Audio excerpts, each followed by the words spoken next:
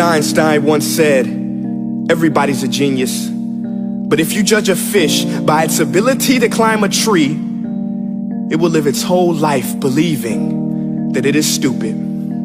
Ladies and gentlemen of the jury, today on trial we have modern day schooling. Glad you could come. Not only does he make fish climb trees, but also makes them climb down and do a 10-mile run. Tell me, school, are you proud of the things you've done? Turning millions of people into robots, do you find that fun? Do you realize how many kids relate to that fish swimming upstream in class, never finding their gifts, thinking they are stupid, believing they are useless? Well, the time has come, no more excuses. I call school to the stand and accuse him of killing creativity, individuality, and being intellectually abusive.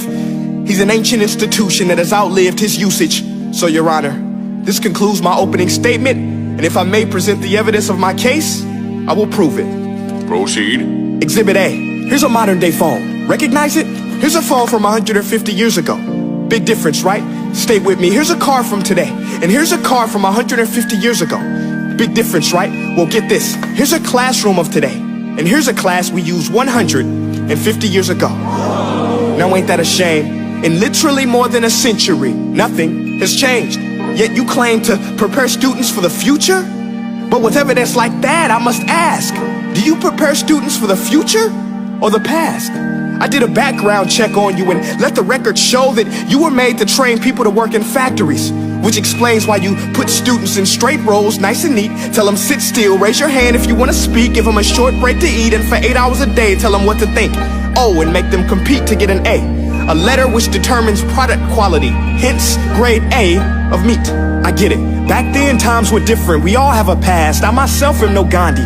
But today, we don't need to make robot zombies. The world has progressed. And now we need people who think creatively, innovatively, critically, independently, with the ability to connect. See, every scientist will tell you that no two brains are the same.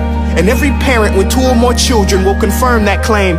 So please explain why you treat students like cookie cutter frames or snapback hats, giving them this one-size-fits-all crap. Watch your language. Sorry, Your Honor, but if a doctor prescribed the exact same medicine to all of his patients, the results will be tragic. So many people will get sick, yet when it comes to school, this is exactly what happens. This educational malpractice, where one teacher stands in front of 20 kids, each one having different strengths, different needs, different gifts, different dreams, and you teach the same thing the same way?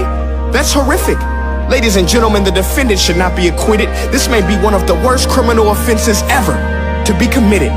And let's mention the way you treat your employees. Objection. Overruled. I want to hear this. It's a shame. I mean, teachers have the most important job on the planet, yet they're underpaid?